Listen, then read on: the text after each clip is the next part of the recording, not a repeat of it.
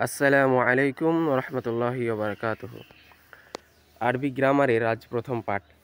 আজ আমরা পড়ব মাউসুফ সিফাত, গুণবাচক বিশেষ্য। মাউসুফ কাকে বলে? যে শব্দের দোষ, গুণ, অবস্থা ইত্যাদি বর্ণনা করা হয় তাকে মাউসুফ বলে। মাউসুফ বা গুণবাচক বিশেষ্য বলে। সিফাত, সিফাত কাকে বলে? যে শব্দের দ্বারা মাউসুফের দোষ, গুণ ইত্যাদি বর্ণনা করা হয় তাকে সিফাত বলে। যেমন কলামুন জাদিদুন, কলামুন জাদিদুন, নতুন কলম, কলমটি নতুন। এখানে কলামুন হচ্ছে গিয়ে মাউসুফ, কলামুন মাউসুফ, আর জাদিদুন সিফাত। কলামুন, কলামুন, কলামুনের দোষ গুণ বর্ণনা করা হচ্ছে, তাই কলামুনটা হচ্ছে কি মাউসুফ, এবং যে যে গুণটা বর্ণনা করা হচ্ছে, যার গুণ বর্ণনা করা হবে সে হবে মাউসুফ, এবং যেই গুণটা বর্ণনা করা হবে সেইটা হচ্ছে গিয়ে সিফাত। ঠিক আছে? ঠিক তেমনই ওয়ান সেকেন্ড,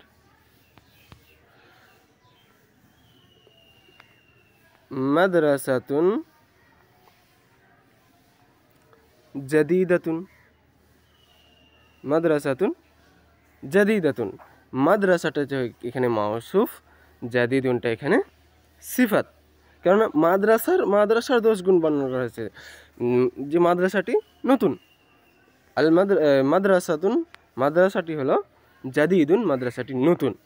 যখন যার অবস্থা বর্ণনা করা হবে তাকে মাউসুফ বলা হবে, এবং যে অবস্থাটা বর্ণনা করা হবে তাকে সিফাত বলবে।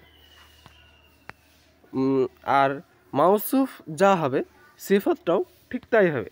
যদি মাউসুফ, হ্যাঁ এখানে একটা জিনিস হয়নি, যেমন মাদ্রাসাতুন, মাদ্রাসাতুন জাদিদাতুন, মাদ্রাসাতুন জাদিদাতুন, যদি মাউসুফ, মাউসুফ যদি মুয়ান্নাস হয় সিফাতটাও মুয়ান্নাস হবে। মাউসুফ যদি মুজাক্কার হয়, যেমন কলামুন জাদিদুন, কলামুন জাদিদুন,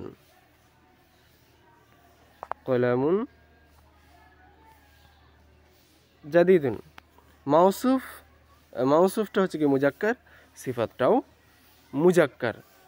ঠিক তেমনই যদি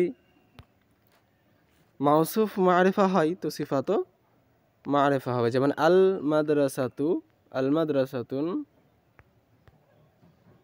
জাদিদাতুন, আল মাদ্রাসাতুন জাদিদাতুন, মাদ্রাসাটা হচ্ছে গিয়ে মারিফা, আল জাদিদাতুন, আল জাদিদাতুন সিফাতটা হচ্ছে গিয়ে মারিফা। যদি মাউসুফ নাকেরা থাকে তো সিফাতটাও তখন নাকেরা হবে, তখন মাদ্রাসাতুন জাদিদাতুন। এবং মাউসুফ যদি মুজাক্কার থাকে, যেমন কলামুন জাদিদাতুন, কলামুনটা মাউসুফ এবং সেটা মুজাক্কার, তো সিফাতটাও জাদিদাতুন মুজাক্কার। আশা করি বুঝতে পেরেছেন। আজ এ পর্যন্তই। আসসালামু আলাইকুম ওয়া রাহমাতুল্লাহি ওয়া বারাকাতুহু।